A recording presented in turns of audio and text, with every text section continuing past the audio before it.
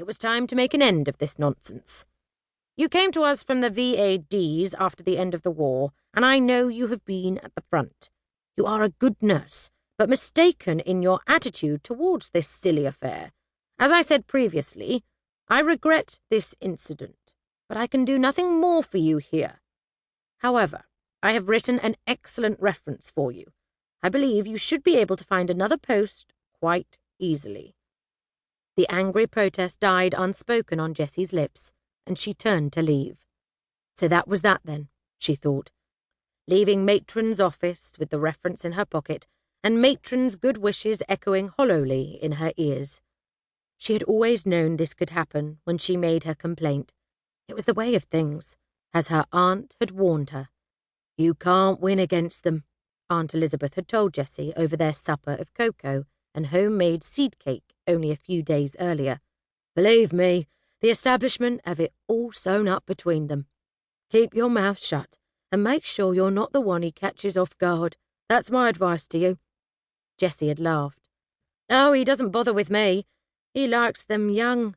Besides, I'm too plain for Dr. Accrington, thank goodness." "I've never thought you plain," her aunt had said, considering her seriously.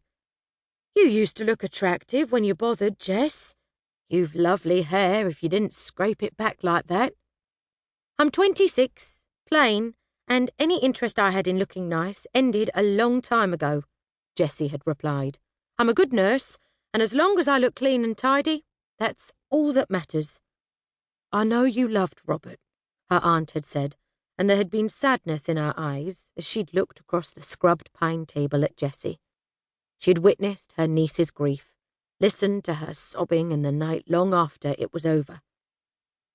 "But a lot of girls lost the men they loved out there, Jess. It doesn't mean you have to stop living too, love. Robbie wouldn't have wanted that for you. You know he wouldn't." Jessie had known her aunt meant well, but she didn't understand the way it had been between her and Robert Greening. It wasn't just a case of her fancying the good-looking young soldier. It had been the real thing. Aunt Elizabeth wouldn't know about that kind of love.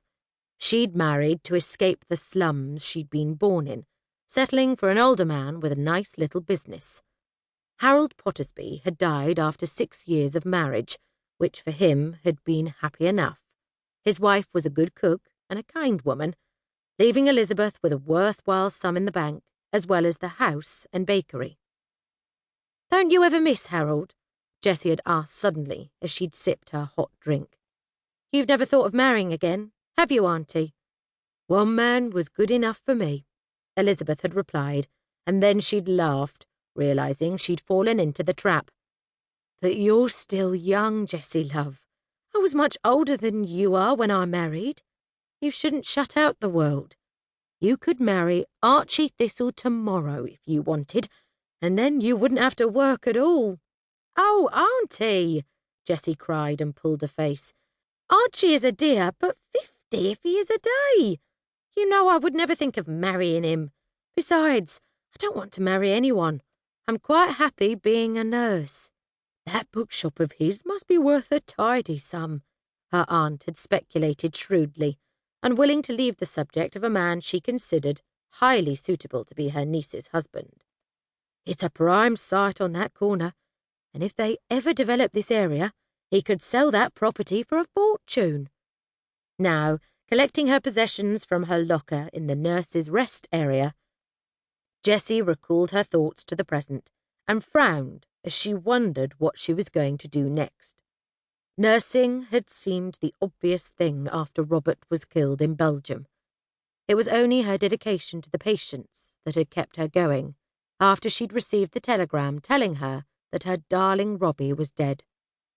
He'd been just one of thousands killed out there, falling into the mud of the trenches, but brought back to a field hospital, just like the one where Jessie had been nursing that day. He had probably been crying for her as the soldiers she'd helped attend every day cried for their loved ones, when the pain and fear became too much for them to bear. It was the fact that she hadn't been with him when he'd needed her that hurt so much. She hadn't been able to comfort him or kiss him or tell him that she loved him. Because of a mix-up, she hadn't even known he was wounded.